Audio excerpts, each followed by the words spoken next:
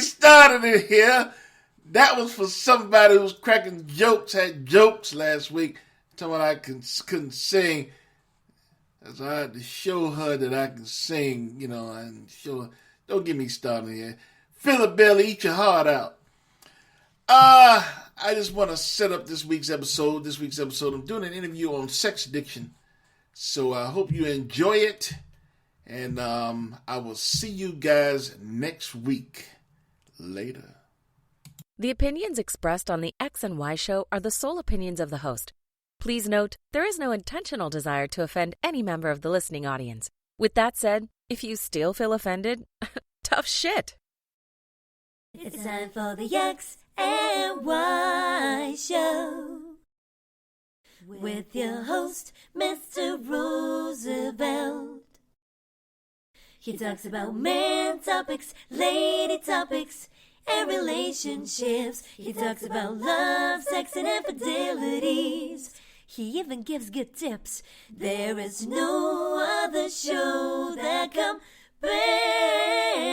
to the X and Y show. Oh yeah. Sit back, take your clothes off, and relax. It's time for the X and Y show, where real relationship issues are talked about and addressed. The only place on the planet that tackles the topics that everyone wants to talk about, but no one is brave enough to address. Nothing escapes X and Y, baby. Now, here's your host, Roosevelt Colbert.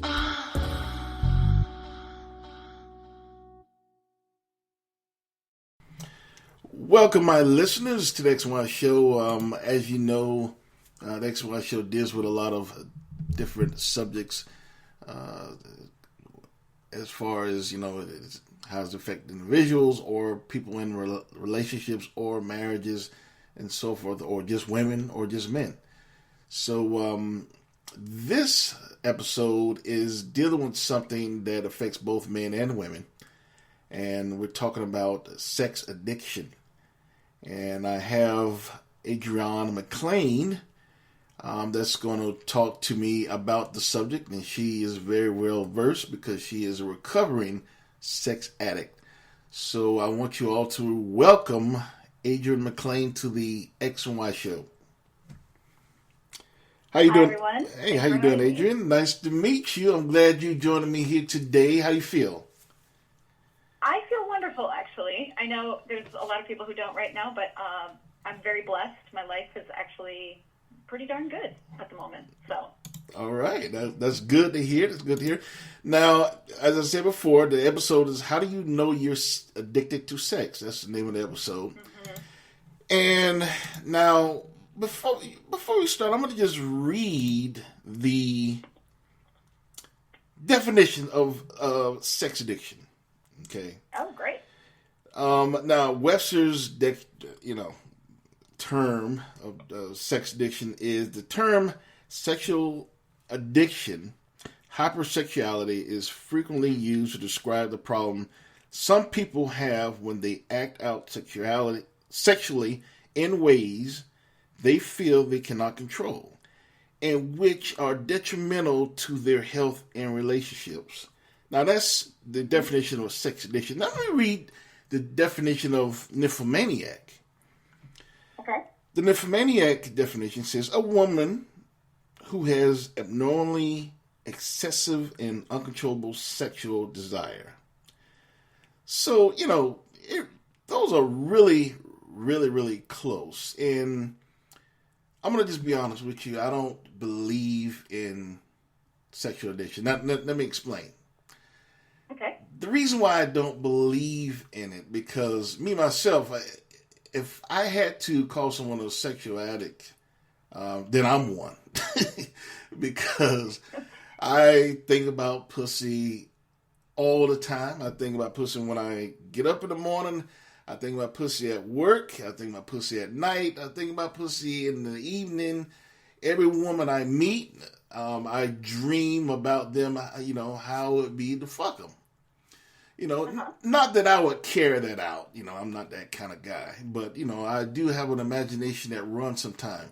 So, Well, I think you just put your finger on the definition, the difference right there, which is you think about it all the time, but would you actually go there? Would you actually make that effort to try to make it happen?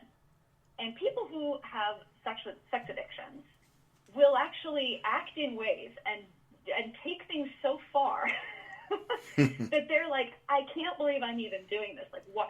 It's one of those things where you're kind of standing outside yourself, looking at this and going, why are you doing this? But you can't seem to stop yourself. That is where it crosses that line into, oh my God, I'm fucking up my life by doing these things, and I don't even understand why. That's where it really becomes an issue. But really, that's the way we were built, right? I mean, humans were built that way, you know. I mean, caveman time, or back in Adam and Eve, they just ate apples off the tree and pretty much slept and fucked. It was that's the way we were built. So what's wrong with loving dick? I don't love dick, but from from a woman's point of view, let me explain. Yeah. Elaborate on that. Yeah, let me explain. So here's the thing. There is absolutely nothing wrong with having a high sex drive. There's 100% nothing wrong with, fucking as many people as you want to fuck. The difference is that when you have a sexual addiction, it's usually because you have some sort of void that you're trying to fill with sex. Like, you feel like you're not good enough, or you feel like your life is not interesting enough. And for me, I was abused when I was a kid sexually. Oh, and okay. so it kind of warped my mind in this way that made me think that in order for people to like me, in order for me to get along in the world and be protected and cared for, I would have to make people want me sexually. I would have to give out sexual favors in order to survive. That was just what my brain took from that experience. And so then throughout my life, I would find reasons and excuses to act out in those ways. So I was also really vulnerable, as a kid, to sexual predators, if that makes sense, because then I was like, oh, they like me, good, I'm going to keep going in this direction. And it also made me kind of predatory toward my friends. Like, I would always invite girlfriends over and convince them to take off their clothes and convince them to let me do things to them. I mean, and then they had all this confusion and guilt around that, didn't understand why this was happening to them. And so yes, it's natural in the sense of wanting to fuck people is totally natural, and wanting to explore is totally natural. When it becomes unnatural, when it becomes a problem, is when you are pushing this agenda for psychological satisfaction. That and it also and it's never enough. It's like, you fuck somebody and then you have to immediately fuck somebody else to get that same sense of okay, now I'm a good person, I'm an okay person. And it never ends. It doesn't get filled. That void just gets bigger and bigger as you have more shame and confusion around it. Wow. So I guess that, when you put it in that context, and I guess that's a lot like a drug addict or alcoholic. Yeah, after after a while, they can drink 2 bottles and it still is not enough. And it's not enough. Yeah, because it's not just the physiological aspect of it. Orgasms are great. Everybody loves orgasms. Yes. But if you get addicted to that feeling of it and you don't feel normal without it anymore, and when, for example, back in the day when I was really acting out, if I didn't get hit on by somebody, I would, go out in the world, I'm getting on the bus, going to work. If I didn't get hit on between the time I left my, door to the time I got to work, I was like, what is wrong with me? What has gone wrong in my life that nobody hit on me this morning? Do I not look okay? What, is my vibe off? That's how crazy it got. Wow. Okay. Yeah, and I would get depressed, upset if nobody hit on me. So that's, I think it takes it to such an extreme that it's hard for normal people to wrap their brain around, Just like most people, you have a drink, it's nice. Maybe you have a few drinks, maybe you get kind of buzzed. But it's hard for us to wrap our brains around the idea of like getting up in the morning and drinking like a handle of Jack Daniels, just to like function for the day. Yeah, yeah. If you put it that way, yeah, I see what you're saying now. Yeah, and so like sex, food, drugs, all of these things can be taken to kind of a crazy extreme when we have a psychological issue or an addiction around it. Wow. Okay. So now you said that you believe that your worth came from your ability to get people to want you sexually, and no amount of attention or desire was enough. Now, did it have to be the actual act of sex, or just receiving lustful behavior was enough? Actually, it was the energy that I got from people that was really what did it for me, was like knowing that somebody wanted me. But the problem is, being a chick, is that once you get someone to want you, then they want to fuck you. Yeah. And I didn't want them to think I was a tease or a bad person, right? That like I had gotten to them to this point of like wanting me, and then was like, no, I'm not interested. and so I think I sort of would then carry through with it so that they would not like me. So they wouldn't be disappointed. They wouldn't be mad at me or upset with me. Wow. And so it was like an appeasement thing for me, that I would go through with whatever weird sex act I had sort of set up here. My favorite was actually like online stuff, because then I could just like log off anytime I wanted to. So I would, carry on like catfishing, for example. Okay. Getting people to want you and then like just ghosting them, disappearing. Right. That was a big thing for me for a while.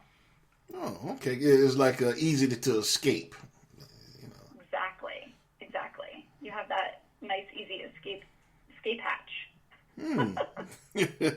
Yeah, you said that. You definitely, you probably would have had me back when you were, because you. Oh, for sure, yeah. Yeah. I admit it. I was good at it. Yeah, you could have just said, Roosevelt, okay, I'm ready. Okay, let's go. Yeah. It don't take much for me, but Well, no offense, but it doesn't take much for most men. I'm just going to be honest about it. They're easy. You're easy. He went too easy, huh?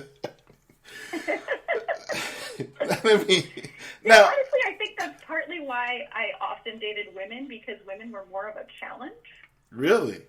And you can control them better. It's kind of a weird thing. Like, it's harder to get them to want you, but once they want you, you can kind of manipulate them in really disturbing ways. More than men? Yeah, definitely.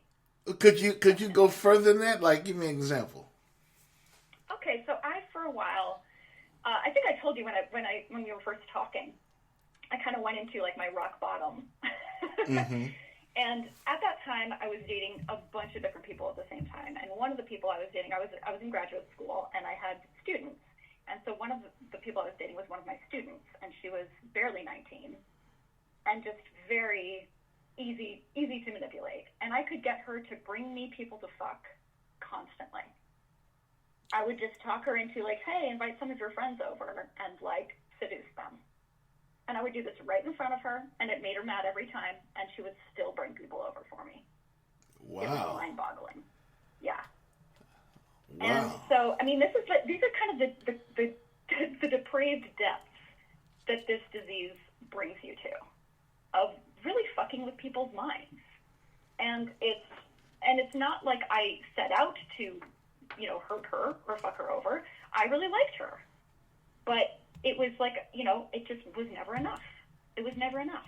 She couldn't. And so I used everything at my disposal to get more people. So she was like your Igor bringing victims to Dracula. He just kept bringing them. That's exactly right. I was a little emotional vampire, and she was my supplier. Wow. Yeah. Damn, that's a hell of a way to put that. Shit, that's okay. That's well. Now tell me this. Now, like sexual addiction is like any drug. So, as with any drug addict or alcoholic, Yeah. they would say they are still an addict or an alcoholic for life. So the difference is, though, an alcoholic will not drink again because, the fear of falling off the wagon. And a drug addict won't do drugs again, in the fear of falling back into being a drug addict. So exactly. Now you're married, correct? I am. Yeah. Okay, so we're all adults here. I know you're having sex with your husband. Yeah, right. I hope so. Every chance I get. So, but I think for me, monogamy. That's like abstinence. You know what I mean? It's just focusing all my energy on one person and having that be enough. But how do you know that you won't go back to your ways one day? Like, it feels good, and what's stopping you from saying, like, one day I want more love than my husband can provide me? Right, and so that's why I think I had two rock bottoms. I had that first rock bottom where I was like, oh my God, I'm totally out of control. Like, I'm doing insane things that are putting me in danger, that are putting other people in danger, like risky, just insane situations, like public bathroom sex and not so stuff. That was my first rock bottom where I was like, this is insane and I need help. And so I went to a counselor and I went to Sex Addicts Anonymous. But what I realized is that was really for men.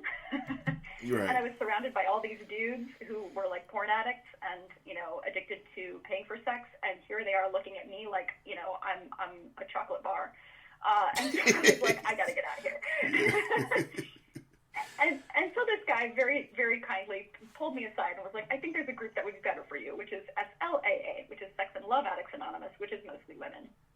And sure enough, that group was great for me. And so between that group and the counselor that I was seeing, I started to curb my most obnoxious behaviors. But I found I got married, but I found that even in that marriage, I was still not satisfied because I had looked at it as curbing the behaviors, and I hadn't looked at why, the root cause of those behaviors. I hadn't actually solved the problem. I had just solved the symptoms, the most egregious symptoms of it. And so what I realized was I had to go back and do a lot of work on myself still. And so that marriage did not work out. We had an open marriage, and that was part of the problem because I could still act out and call it, oh, no, it's okay because we have an open marriage. And so after that marriage, I just went inside, and I did a lot of personal work. And one of the things I did, and this was actually one of the most useful things I did, but also one of the hardest things, was an inventory where I wrote down everything I had ever done to hurt someone else using sex. Everything. And I had to look at the whole thing. And so it was like hurting myself, hurting other people, anything that I had done that had been harmful around sex. And it was a really long list. It was like pages and pages and pages. And I was really? Like, wow. Yeah, just wow. And so I had to sit with that and go, okay, where does that pain come from that I'm trying to drown out with all these behaviors? And again, I went back to my childhood and realized that when I was sexually abused as a 4-year-old girl, and it was by a woman, by the way, who was living in my house, I realized that it had just changed the way I think about love. And it had changed the way I think about my self-worth. And so those were the things that I actually needed to go back and fix and change. And doing that is what made me able to go, oh, I don't need this anymore. I can feel valuable and worthy in other ways. And when I met my current husband, it was like he saw the me that I had always wanted someone to see and appreciated that about me. He didn't see any of the trappings. He looked straight past all of that.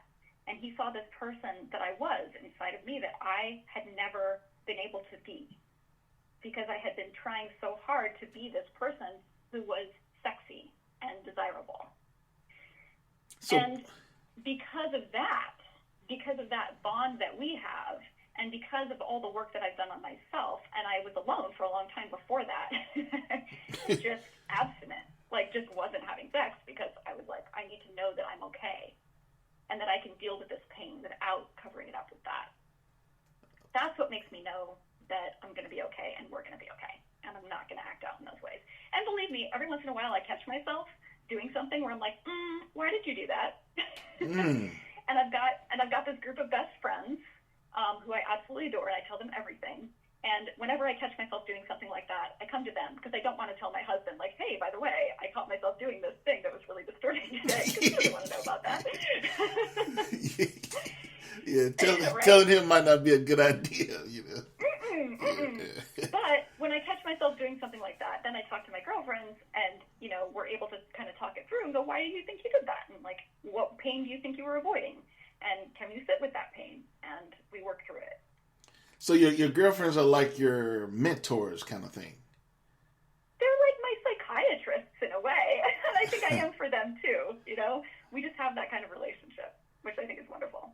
That is wonderful because they know about your past, correct? Yeah. So definitely. that's definitely, you know, that's a lot of trust to trusting them to know that, because, you know, a lot of times when people know you at your lowest point, they use that sometimes against you when they get, you know, right in a certain. And I found that, and I have found that in past relationships, that when I told people about my past, that they would then hold that over my head and use that against me in arguments or at moments when I was at my weakest. Right. And so I was really hesitant, actually, to tell my current husband, you know, the whole kind of Oh, he does. dog and pony show story. So he does know. But he does know, yeah. Oh, okay. I did tell him. But again, I think it's a different thing when it's been a while. Do you know what I mean? Like when it's not so fresh. Right. It's like, it's been 2 decades. I think I'm okay. Yeah. Okay. Yeah, you're right. Okay. Yeah. And now, let me. You say the actions that triggered this was childhood. How long did the abuse last? I mean, you're 4 years old. You're pretty young. Yeah. You know, I mean, a lot of times people can't remember stuff going back that far. But yeah. You know, how long did it last? I only remember. It's hard to say. I remember incidents. You know, I have a very clear, vivid memory of certain incidents, but I don't know for how long it went on. I really couldn't say. I was 4. Yeah. Okay. Could have been a couple months. Could have been a year. I'm not really sure. Yeah. Now, if you don't mind me asking, how old are you now? If you don't mind me asking. I am 44. Okay. So, yeah. So it's been at least 20 years since you had, you know, this problem. Now, tell me, at the time you were having this problem, how did you feel about yourself? Now, the reason why I'm asking you this, because if you were a man, you know, society would view this type of behavior like acceptable, and it would be cool. You know, it'd be a good thing. You know, you guys, you get all the pussy you want. You would Don Juan. Yeah. You know, get all the pussy. You know, but when you're a woman, you know, all of a sudden, you know, it's a bad thing. You know, society sees it as you're promiscuous. You know, you're a honky tonk woman. You know, so how did you feel about yourself at that time? So I wildly swung back and forth, where there was this part of me that was like, fuck you, patriarchy, I'm going to do what I want. You know, like I owned it, and I would have bravado around it, and I'd be like, yeah, like I get some, you know, and being very obnoxiously sort of proud of my promiscuity. And then I would swing wildly to the other side, where I would just feel this crushing shame and guilt around it. Usually because, like I said, I was actually hurting people. It wasn't just that I was, like, fucking people. I was being really dishonest with them, and I was doing things that I promised myself I wouldn't do, and doing crazy things. Like, I think I told you about my rock bottom story, where I was dating this woman, and then she introduced me to her brother at their house, and then I seduced her brother behind her back, just to see if I could. You know, like, that's how that's how far it went, you know? Wow. And were you successful? Oh, yeah, of course. Of course. Wow. You know, and I was dating my professors, and I was dating my students, and it's like there was no one inappropriate enough for me to say, maybe that's a bad idea, you know? Like there was no line for me. Yeah, no one was off limits. Exactly. Wow. And in fact, the more challenging it was, the more interesting I found it. Oh, If someone was married and had kids, I found that interesting. Oh, that was a bigger catch. Yeah, exactly. If someone was gay and I could convert them, that's more interesting. If woman was straight and I could convert her, that was more interesting. You know, it was a game to me. Wow. And I was really good at it, but it was also really disturbing on so many levels. And so I would have this, like, again, this crushing sort of guilt and shame. And so that would cause me to act out more to try to make myself feel better about all the shit that I had already pulled. Wow. Yeah, that's pretty deep. Yeah. Wow. Yeah, that's yeah. When you were really going into what you were doing, I don't do that. I mean, right. Most people don't, which is for the best.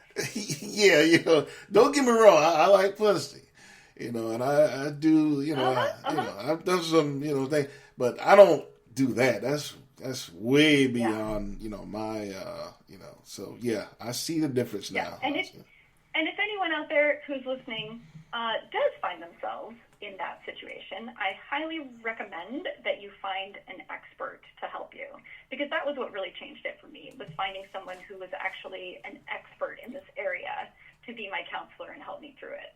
Because I'd seen so many therapists, and kind of like you, they'd be like, well, there's nothing wrong with having a high sex drive. There's nothing wrong with being a woman who likes women. And I'm like, okay, but like there's more to this. It's not just that I'm bisexual, and it's not just that I have a high sex drive. Like there's something else going on here. Right. And it wasn't until I talked to an expert who was like, oh yeah, I definitely see the pattern here. I can help you with that. Wow.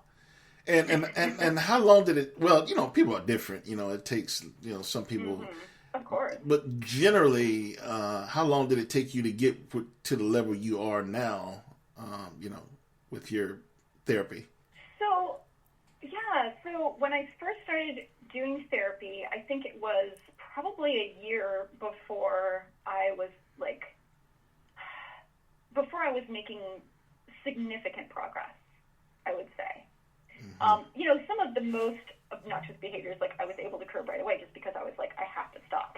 Like this is completely out of control. But I was still cheating. I was still doing my online stuff. I was still and like I told you, even 10 years after that first kind of rock bottom experience, I was still expecting strangers to give me that hit of attention when I would go out of my house.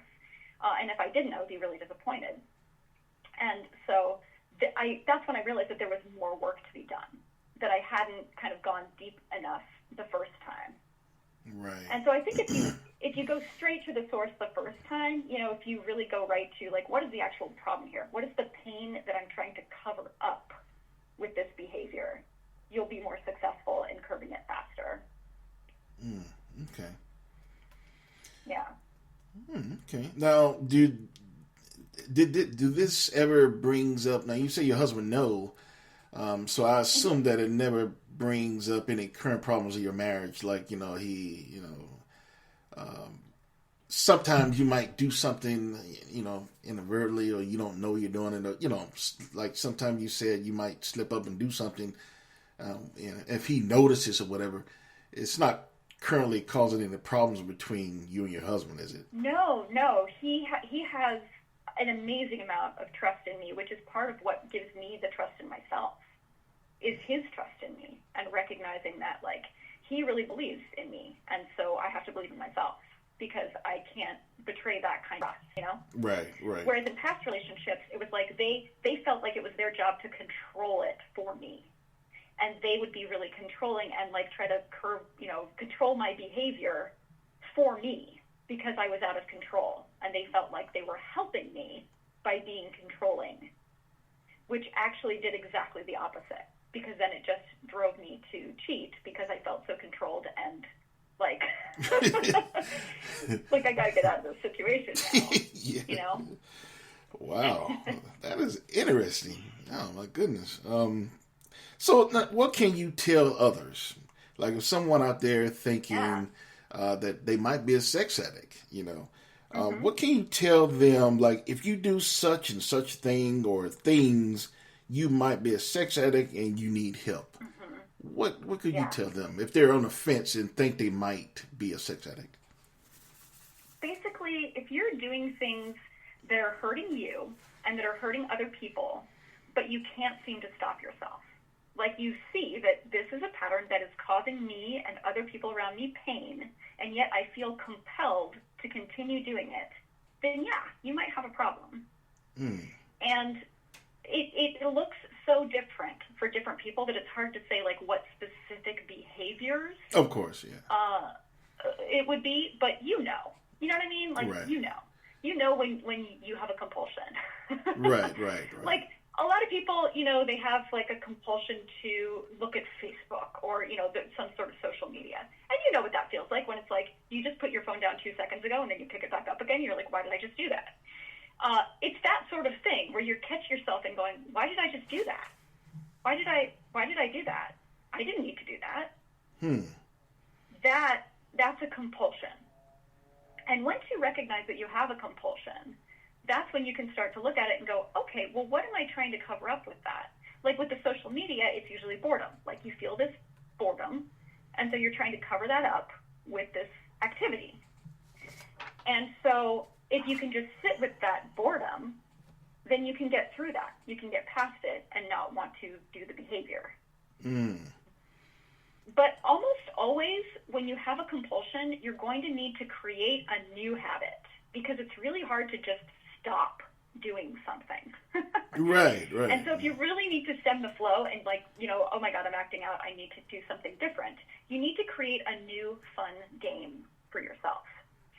And often I tell my girlfriends, like if they're obsessed with some guy, right, who's absolutely terrible for them. We know this gal, right, who's like dating this guy and she's terrible for him, and you're like, you need to stop. But it's really hard. So what I say is every time you think about him or you want to text him, send me a cute selfie of yourself, and I will gush about how adorable you are. And that way she gets that hit of validation, but in a safe space from someone who actually cares about her. Right. So any number of things that you can do to create a new habit that just gives you that little hit of validation and like happiness can help you get through that compulsion and that desire to want to act out. But really, you got to do work. You got to go to a therapist. You're going to have to do an inventory and like look at the shit that you've done. Right. That's the bad news. Right. You got to get professional help. That's key. You got to get some help, and you got to dig deep, and you can't just look at, you know, the behavior and go, oh, well, I can stop that. Sure, but is that really solving the problem? You're just going to act out in some other way. You know? Okay. So I was going to ask you, how do you stay mentally focused? But you answered that pretty much. You have to find something else to, That's right. you know, to occupy your mind with, and something positive. Right. Every time you get triggered, a new go-to activity. Now, it doesn't hurt you or anybody else. Right. So I want to ask you just a simple question. Are you okay now? Are you okay? Yeah, I'm great now. I'm great. I have an amazing marriage. I have an amazing life. I've got wonderful friends. You know, I still post selfies of myself every once in a while to get some little validation hits, but usually they're not naked. So, you know, I'm doing great. Right. Oh, my goodness. Okay. All right. Well, thank you, Adrienne, for talking to me. And you cleared up a lot of things about sexual addiction because I didn't believe in it really until I talked to you today. I thought it was just a bunch of bullshit by psychiatrists and psychologists. They always trying to label shit, and I don't. I don't like that. You pick up a wood too fast. Oh, that's wood syndrome or some shit. They always trying to label something. So I never believed it, but after talking with you and, you putting it in that kind of context and I get it now. That's a very deep problem that someone can have. It's just like a drug, just like alcohol or drugs. So exactly. Yeah. So that could definitely ruin a person as well, ruin them and their families and, and other people. So, Yep. All right, so Adrienne, tell me about your you have a podcast, don't you? I do. It's called That's Allowed, and Allowed is spelled ALOUD. Mm-hmm. And on That's Allowed, I get people to tell the story that they're not telling. And I do this by making a safe space for them to talk about something that they have not talked about in public before. And then I just ask them a series of questions that kind of teases out this story, and I help shape the story for them so that they can get their message out to those who need to hear it. Great. So tell me, where is that? What's your website for that? It is www.thatsallowed.com. Cool. And what's your social media? What's your Twitter handle? Same thing. That's allowed. Oh. That's allowed everywhere. That's allowed all everywhere. All right, that's easy to find. So, folks, if you want to find all those social media, just go to her website, and then it's all there. And now you have a practice as well, don't you? I do. I'm a brand voice consultant, and so I help people tell their stories and get their message out to the people who need to hear it. All right, sounds good. And that information is on your website as well, correct? Absolutely. Go ahead and repeat that website one more time. www.thatsallowed.com. Great. And that will conclude our interview, Adrienne. And I really appreciate you talking to me today and clearing up, the confusion that I had myself, and hopefully some of my audience as well on the subject of. That's my pleasure. Of sexual addiction, and I really appreciate you talking with me, and I'm glad that you're doing okay right now. I wish you and your husband the best. Thank you. And I wish all of you and your audience and everyone else the best as well. And if anyone is struggling with this, feel free to reach out to me. I would love to be a resource to you as well. All right. Sounds great. Thank you, Adriana, and you have a wonderful day. I'll talk to you later, all right? Okay, bye. Later.